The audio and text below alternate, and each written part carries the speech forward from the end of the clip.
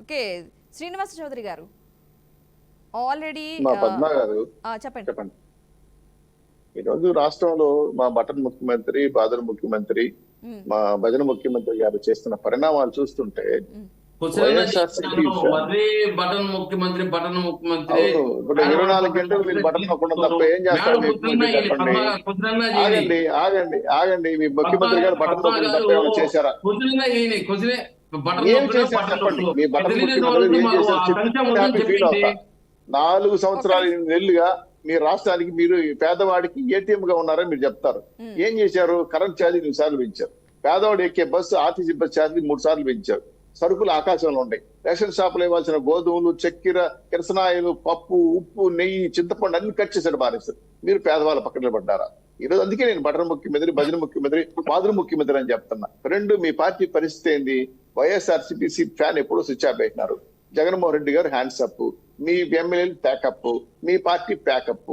ఈ సిచ్యువేషన్ లో మీరు వైఎస్ఆర్ షర్మిల గారిని వ్యతిరేకిస్తున్నారంటే మీ చెల్లెలే కదా ఒకసారి పిలిచి ఏమన్నా మీ ఆస్తులు ఇస్తాను, ఎందుకు మీ ప్రాబ్లం తీసుకొస్తున్నారు అని మాట్లాడలేని పరిస్థితుల్లో వాడుకొని పూర్తి స్థాయిలో ఆవిడ్ని ఈయన ముఖ్యమంత్రి కావడం కోసం రాష్ట్రం అంతా తిప్పి తల్లి చెల్లి బైబిల్ పట్టుకొని ప్రతి ఒక్కరికి నా కొడుకుని గెలిపించమని చెప్పి రాజశేఖర రెడ్డి బిడ్డగా ఉంటామని చెప్పి నేను హామీలు ఇచ్చాను. రాజన్న రాజ్యం తెస్తామని చెప్పి మీరు ఈరోజు రాక్షస రాజ్యం తీసుకొచ్చింది నిజమా కాదా? ఈ రోజు రాష్ట్రంలో ఏవైనా సరే అమలు ఈ రోజు 1వ తారీఖు వచ్చింది కదా, జాబ్ కార్డు ఇచ్చారా? ప్రజలు హ్యాపీగా ఉన్నారా? జాబ్ కార్డు ఎక్కడ ఉంది అర్థం కాల. రాష్ట్రంలో పెద్ద ఎత్తున మేము ఉద్యోగాలు ఇచ్చామని చెప్పారు. పరిశ్రమలు లేవు, ఇది ఇండస్ట్రీలు రాలా, పోలవరం పూర్తి కాల, 3 రాజధానులు పోయా, 1 రాజధాని కూడా పోయా. మీ కడపలో 3 సార్లు కొబ్బరికాయలు కొట్టారు. విశాఖ అదే కడప స్టీల్ ఫ్యాక్టరీ ఇంతవరకు కాంపౌండ్ కూడా కట్ల.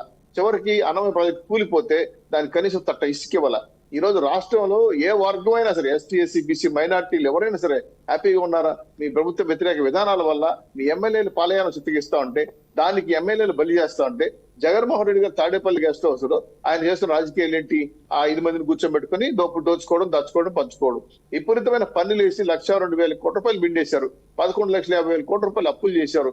2,50,000 కోట్లు టీడీపీ కూడా పంచామని చెప్తున్నారు. మిగిలిన డబ్బులు ఏమయ్యాయి? రాష్ట్ర అభివృద్ధి లేదు కదా. రాష్ట్ర అభివృద్ధి లేకుంటే జీడీపీ రేటు కాకి లెక్కలు చెప్తారు, కాగడిదని కాకి లెక్కలు చెప్తారు. పార్లమెంటు శాసనసభలు జరిగే ప్రశ్నలకు సమాధానం సరిగా ఉండవు. ప్రతిపక్షాలు ప్రశ్నిస్తే మాత్రం కేసులు, అరెస్టులు, జైల్లో పెడుతున్నారు. ఇది తప్పు కదా, ప్రజాస్వామ్యానికి వ్యతిరేకం కదా. మానవ హక్కులు ఉన్నాయా? అదేవిధంగా పౌర హక్కులు కాపాడుతున్నారు మీరు. వైఎస్ఆర్సీపీ రాజ్యాంగం ఉందా, లేదంటే ఐపీఎస్ రాజ్యాంగం ఉందా? దళితులను అరెస్ట్ చేస్తారు, దళితుల మీద కేసులు పెడతారు. ఇంత దుర్మార్గంగా రాష్ట్ర పరిపాలన జరిగినప్పుడు రాష్ట్ర ప్రజలు ఎందుకు విసుక్కోరు? మీరు చెప్పండి. ఈ రోజు రాష్ట్రంలో ఎక్కడైనా సరే ఎస్టీ, ఎస్సీలకి 200 యూనిట్ కరెంట్ ఫ్రీగా ఇస్తామన్నారు, ఇచ్చారా? బీసీ రిజర్వేషన్ ఏమైంది? అదే ముస్లిం బ్యాంక్ ఏమైంది? కాపు రిజర్వేషన్ ఏమైంది? అదేవిధంగా ఎస్టీ, ఎస్సీ సప్రాన్ నిధులు ఎక్కడైనా రాష్ట్ర ప్రజలకు ఇచ్చారా? 45 ఏళ్ళకి ఎస్టీ, ఎస్సీ, బీసీలకి పెన్షన్లు ఇస్తామన్నారు, ఇచ్చారా? ఇవేవి చేయకపోగా ప్రజలు అడుగుతా అంటే మీరు జనం దగ్గరికి వెళ్ళలేక ప్రజలు మీ ఎమ్మెల్యే తనుకుంటా అంటే జగన్మోహన్ రెడ్డి గారి పాలసీలే కదా వ్యతిరేకం. ఒకప్పుడు నా అకౌంటే, నా బొమ్మే, నా స్టిక్కరే నన్ను ఏమన్నారు మీ మధ్య కాలంలో? నేను జగన్ అంటే నమ్మకమా? ఇదే మీ నమ్మకమా? ఈ నమ్మకం పెట్టుకుని రాష్ట్ర ప్రజలకు వెళ్తారా? మద్య నిషేధం అన్నా చేశారా? చేసి మీరు ఓట్లకు వస్తారా? మద్య నిషేధం పైన మీరు ఇచ్చిన పాలసీ విధానం ఏమిటి? ఇవన్నీ కూడా ప్రశ్నిస్తా ఉంటే మీకు చెప్పేదానికి ఆన్సర్ లేకుండా జగన్ అన్న ఓడిపోతున్న భయంతో, అందుకే నేను మీ పార్టీ ప్యాకప్ దశలో ఉంది కాబట్టి హెచ్చరిస్తూ రాష్ట్ర ప్రజల పైన వేణుగోపాల్ గారు మాట్లాడినవ్వండి. దీనికి సంబంధించి అయితే కనుక అంటే ప్రజల నుంచి వ్యతిరేకత వస్తుందని చెప్పేసి అంటున్నారు. వేణుగోపాల్ గారు దీని గురించి మీరేమంటారు? ప్రజల నుంచి అయితే వ్యతిరేకత వస్తుందని చెప్పేసి ఆల్రెడీ శ్రీనివాస్ గారు అంటుంటున్నారు. పద్మ గారు, ప్రజల నుంచి వ్యతిరేకత వస్తా ఉంటే వీళ్ళు 175 నియోజకవర్గ అభ్యర్థులు ఎందుకు పెట్టలేకపోతున్నారు? ఈ రోజు జగన్మోహన్ రెడ్డి గారు పెద్ద ఎత్తున దాదాపు 4.5 లక్షల కోట్లు ఈ రోజు సంక్షేమాన్ని వివిధ రూపాల్లో డీబీటీ, నాన్ డీబీటీల ద్వారా ఇవ్వడం జరిగింది. అదేవిధంగా ఏదైతే అభివృద్ధి కార్యక్రమాలు ఈరోజు జిఎస్టిపిలో 11.48%, అదేవిధంగా తలసరి ఆదాయంలో ఏదైతే జగన్మోహన్ రెడ్డి గారి ప్రభుత్వంలో 9వ ర్యాంకులో ఉంటే చంద్రబాబు నాయుడు ప్రభుత్వంలో 17వ స్థానంలో ఉంది అభివృద్ధిలో. అదే విధంగా ఈజీ ఆఫ్ బిజినెస్ లో ఫస్ట్ ప్లేస్ లో ఉంది జగన్మోహన్ రెడ్డి గారి ప్రభుత్వం 4 సంవత్సరాలుగా. ఈ రోజు తలసరి ఆదాయం 1,50,000 కోట్లు చంద్రబాబు నాయుడు ప్రభుత్వం ఉంటే జగన్మోహన్ రెడ్డి గారి ప్రభుత్వం అది 2,20,000 కోట్లు జరిగింది. ఈ రోజు సంక్షేమంలో గానీ, అభివృద్ధిలో గానీ పరిశ్రమలు 67,000 కోట్ల పెట్టుబడులు వస్తే 127 పెద్ద పరిశ్రమలు వస్తే 85,000 మందికి ఉద్యోగాలు వచ్చింది. అదే విధంగా ప్రభుత్వ ఉద్యోగాలు 4 లక్షల ఉద్యోగాలు ఉంటే మన రాష్ట్రంలో జగన్మోహన్ రెడ్డి గారు వచ్చినాకే 2,07,000 ఉద్యోగాలు ఇవ్వడం జరిగింది. ఈ రోజు జగన్మోహన్ రెడ్డి ఇచ్చిన సంక్షేమాన్ని, అభివృద్ధిని వీళ్ళు ఎదుర్కోలేక ఈ రోజు పేదవాడి పక్కన ఉండే జగన్మోహన్ రెడ్డి గారిని ఏ విధంగా నెక్స్ట్ ప్రభుత్వం రాకుండా చూడాలి, వైఎస్ఆర్ ప్రభుత్వం రాకూడదని అడ్డుకోవడం తప్ప వీళ్ళు 175 నియోజకవర్గాల్లో అభ్యర్థులు పెట్టమని చెప్పండి, మేమేం చేయలేకపోయింటే. ఈరోజు జగన్మోహన్ రెడ్డి సంక్షేమం చేయలేదు, అభివృద్ధి చేయలేదు, ఏమి రోడ్లు వేయలేదు, అవి వేయలేదు అంటున్నారు కదా. దేనికన్నా చర్చకు రండి. మీ ప్రభుత్వం ఎంత ఖర్చు పెట్టారు, మా ప్రభుత్వం ఎంత ఖర్చు పెట్టామో చెప్తాం. లేదు మీరు 175 నియోజకవర్గాల అభ్యర్థులు పెట్టండి, మేము 175 నియోజకవర్గాల అభ్యర్థులు పెడతాం, బలాబలాలు తెలుసుకుంటాం. అంతేగాని మీకు బలం లేక, జగన్మోహన్ రెడ్డి గారిని ఎదుర్కోలేక, 175 నియోజకవర్గాల అభ్యర్థులు పెట్టలేక పవన్ కళ్యాణ్ కావాలి, కాంగ్రెస్ కావాలి, కమ్యూనిస్టులు కావాలి, బీజేపీ కావాలి. ఇక్కడేమో టీవీలో ముందు వచ్చి జగన్మోహన్ రెడ్డి గారు అభివృద్ధి చేయలేదు, జగన్మోహన్ రెడ్డి సంక్షేమం చేయలేదు, జగన్మోహన్ రెడ్డి ఉద్యోగాలు ఇవ్వలేదు అని మాట్లాడతారు. పద్మా గారు, ఓకే శ్రీనివాస్ గారు, ఆయన ఒక క్వశ్చన్ అయితే అడగడం జరిగింది మిమ్మల్ని. 175 మంది అభ్యర్థులు పెట్టండి, అప్పుడు చూద్దాం, సవాల్కి మీరు సిద్ధం అంటున్నారు కదా, మరి మీరేం చెప్తారు ఇప్పుడు దానికి సంబంధించి? ఇప్పుడు ఎలక్షన్ ఇంకా రాలేదమ్మా, కోడ్ కూడా ఇంకా ఇవ్వలేదు, మన ఎలక్షన్ కమిషన్ ఈసీ కూడా ఇంకేం చెప్పలేదు. ఇది ఎంత తొందరపడి కోయల ముందే వస్తానంటే నేనేం చేయగలను? వాళ్ళకి ఎలక్షన్ మీద ఆతృప్తి ఉంది. రాష్ట్ర ప్రజలు ఆల్రెడీ మీరు బటన్ నొక్కారు కదా, నొక్కి డబ్బులు ఇచ్చామని అబద్ధాలు చెప్తున్నారు కదా. ఈ బటన్ డబ్బులు చేరలా. ఇప్పుడు రాష్ట్ర ప్రజలు కూడా బటన్ నొక్కడానికి, మీ పీక నొక్కడానికి రెడీగా ఉన్నారు. వాళ్ళు ఎలక్షన్ వస్తే సంక్రాంతి పండుగ ముందే వస్తుందని ఆలోచనతో వాళ్ళు కూడా బటన్ నొక్కడం రెడీగా ఉన్నారమ్మా. మీరు అడిగే ప్రశ్నకు సమాధానం చాలా క్లియర్ గా ఉన్నాం. రాష్ట్రంలో 175 సీట్లు కాదు కదా, 170 సీట్లకి జనసేన తెలుగుదేశం పార్టీ అభ్యర్థులు ఆల్రెడీ డిక్లేర్ అయిపోయింది. మేము సంక్రాంతికి సూపర్ 6 హామీలతో పాటు మా ఉమ్మడి మేనిఫెస్టో రిలీజ్ చేయబోతున్నాం. సంక్రాంతి తర్వాత అభ్యర్థుల లిస్టు కూడా రిలీజ్ చేయబోతున్నాం, అంటే ఎలక్షన్ కోడ్ వచ్చిన తర్వాత. ఇవన్నీ ఎలక్షన్ పరిధిలో జరిగే విషయాలు. మేము ముందే తగుదనమ్మా అని చెప్పి దసరా వేసగాళ్ళకి ముందుకు వెళ్ళాం కదా. ఈరోజు చూడండి, జగన్మోహన్ రెడ్డి గారు 11 స్థానాల్లో మారుస్తానన్నాడు, ఇప్పుడు 50 స్థానాలు, ఇప్పుడు 80 స్థానాలు. మొత్తం ఎమ్మెల్యే రివర్స్ అయిపోలేదా? మీ ఎమ్మెల్యే 175 ఎమ్మెల్యే మీరు ఏడన్నారు చెప్పండి. 80 మంది పైచలు మారుస్తుంటే వాళ్ళు రెబల్ అభ్యర్థులు కారా? వాళ్ళు ఎవరు ఓట్లు చేస్తారు? మీ ఓట్లే కదా తీర్చేది. దాన్ని కూడా శర్మిల గారు ఇంకో కాంగ్రెస్ పార్టీ వస్తుంది. మొత్తం మీరు చిలిగిలు పెరిగిలు అయిపోతున్నారు మీ పార్టీని కాపాడుకోలేక. ప్రతిపక్షాల మీద నిందలేయడం నాకు అర్థం కాలేదు. మేము ప్రశ్నిస్తాం, మా హక్కు అది. ఎందుకు జాబ్ కార్డు ఇస్తామన్నారు, ఎందుకు ఇలేదు అడిగాం. మధ్య విషయం ఎందుకు చేయలేదు అడుగుతాం. మాకు 175 మా నియోజకవర్గాలు, మీరు వైనాట్ 175 అని చెప్తున్నారు. మీరు వైనాట్ 175 వంకాయ పులుసా?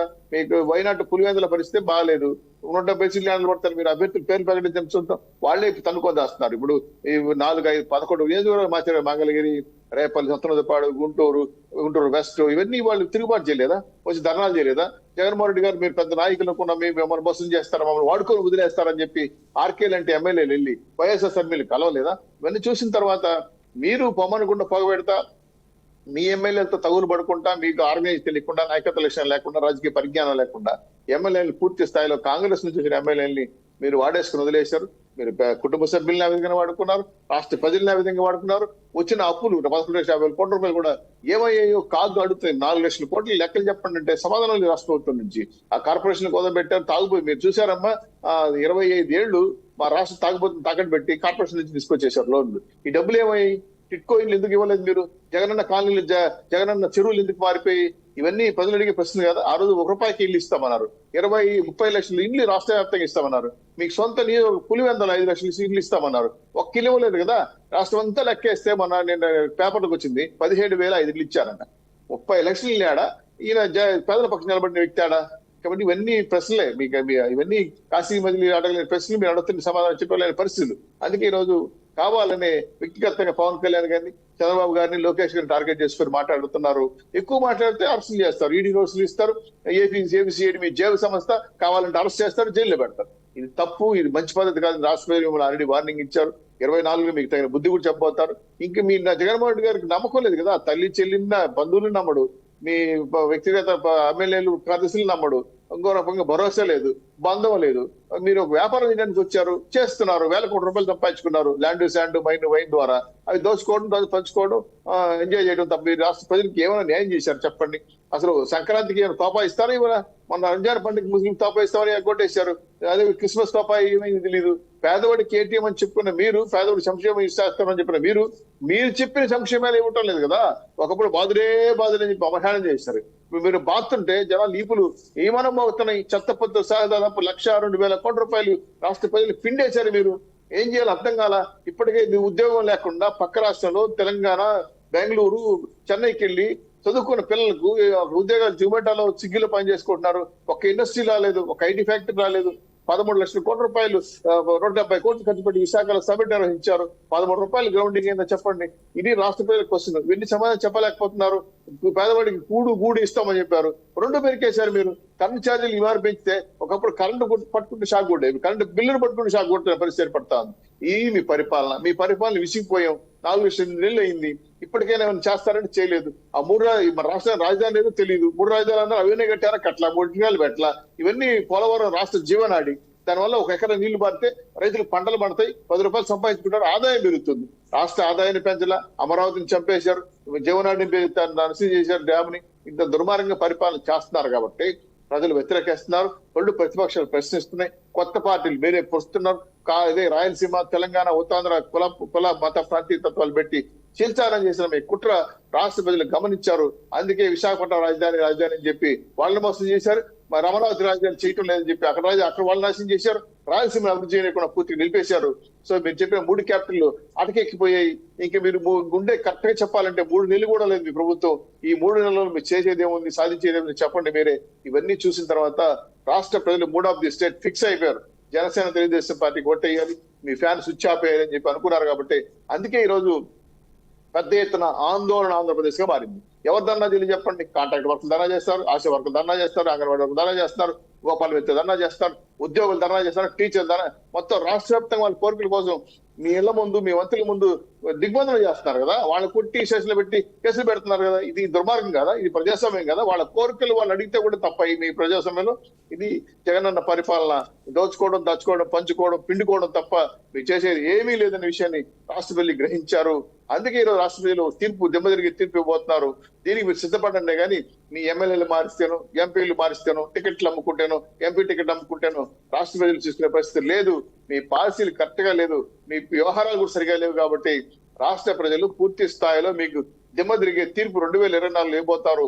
ఈ సంవత్సరం ఎన్నికల సంవత్సరం ఎందుకు మారుతా ఉందంటే రాష్ట్ర ప్రజలు సంక్రాంతి పండుగ రాలేదు, దీపావళి పండుగ రాలేదు. ఎన్నికల పండుగ వస్తే మీ ప్రభుత్వాన్ని మార్చి కనీసం పప్పు కూడా తిందామని ఆశ చూస్తారని రాష్ట్ర ప్రజలు కోరుకుంటున్నారు. మీరు దానికి సమాధానం చెప్పకుండా ఇంతవరకు ఒక ప్రెస్ మీట్ కూడా బయట జగన్మోహన్ రెడ్డి గారు ఏదైతే ప్రత్యేక హోదా తెస్తామన్నాడు, ఏదైతే రాష్ట్ర విభజన సంబంధించిన అంశాలు పరిష్కరిస్తామన్నాడు, ఇవన్నీ దొరికేశారు కదా. చివరికి కేసీఆర్ పార్టీతో అల్లాబల్లా చేసుకుని బిర్యానీ తిన్నారు. కానీ రాష్ట్రానికి రావాల్సిన ఆస్తులు ఎక్కువగా ఆంధ్ర రాష్ట్ర ఆస్తులు తెలంగాణ రాష్ట్రానికి రైట్ చేసి వచ్చాయని మీరు గనులు రాష్ట్ర ప్రజల గురించి ఏం ఆడతారు? రాష్ట్ర ప్రజలకు మీద ఏ ప్రేమ మీరు చెప్పండి. అంతెందుకు నిన్న 250 కోట్లు మద్యం అమ్మారు మీరు. ఏంత దుర్మార్గం! రాష్ట్రం మద్యం అమ్మి మీరు డబ్బు సంపాదించి పేద ప్రజలకు సంక్షేమ కార్యక్రమం చేయాలా? ఇంత మద్య నిషేధం చెప్తాను మీ ప్రభుత్వం. ఏమైంది? అక్కా చెల్లి తాలుబొట్టు తెంచేస్తున్నారు, కుటుంబాలు విచ్ఛిన్నం అయిపోతున్నాయి, పాదయాత్ర ఒప్పాలని చెప్పిన వ్యక్తి మరి ఈ రోజు మద్యాన్ని బెల్ట్ షాపుల్ని ఏరులై పారిస్తున్నాడు కదా. ఒకప్పుడు నిషేధం చేస్తానని చెప్పి తప్పుడు మాటలు చెప్పి తప్పుడు విధానాలు చెప్పి రాష్ట్ర ప్రజలు సామూహికంగా మోసం చేసి ఎలక్షన్ 150 సీట్లు గెలిచి మీరు రాష్ట్ర ప్రజలకు మీరు చేసేది ఏంది? వార్తలు పెడుతున్నారు తప్ప చేసిన సేవ ఏమీ లేదని ఇది ప్రశ్నిస్తున్నారు ప్రతిపక్షాలు, ప్రజలు. దీనికి సమాధానం చెప్పండి. రాష్ట్రంలో దుర్మార్గమైన పరిపాలన, ఈ బాధుల పరిపాలనకు వ్యతిరేకంగా ప్రతిపక్షాలు జట్టుగట్టాయి. అందుకు మీరు 170 సీట్లు గెలుస్తారన్నాడు. మేము గెలుస్తాం, 170 సీట్లు ఖచ్చితంగా గెలుస్తాం, అనుమానమే అక్కర్లా. మాకు అభ్యర్థులు కూడా ఉన్నారు. మీరు మీ అభ్యర్థులు నిలబెట్టుకోలేక సిట్టింగ్ లేక పారిపోతుంటే బాయ్ బాయ్ జగన్ అంటా ఉంటే మీరు చెప్పుకోలేక తలకు బొబ్బు కట్టిన జగన్మోహన్ రెడ్డి గారు దిక్కు తెలియకుండా నలగర్ రెడ్డి కూర్చోబెట్టుకొని రాయబారం నడుపుకుంటున్నారు. చివరికి చెల్లి కూడా రాయబారం పంపించాడు. అమ్మ నువ్వు రావద్దు ఆంధ్రాకని. ఒప్పుకోలేదు. ఆ కూడా ఏమనింది? మీ దారి మీద చూసుకుంటే మా పని చూసుకుంటా అని చెప్పింది. ఇది మీ బంధాలు, బాంధవ్యాలు, బంధుత్వాలు, రక్త సంబంధాలు, సేవా కార్యక్రమాలు. ఇది రాష్ట్ర ప్రజలకు తెలియందా? ఒక్క ఛాన్స్ అని చెప్పి గెలిచిన తర్వాత మీరు ఇదే చివరి ఛాన్స్ గా మార్చుకున్నారు. ఇంకెప్పుడు ఇటు పరిస్థితులు రాష్ట్ర ప్రజలు ప్రయోగాలు చేయరు, కొత్త వాళ్ళని నమ్మరు, నవ్వే పరిస్థితులు లేరు. ఇది రాష్ట్ర ప్రజలు తీసుకున్న నిర్ణయం.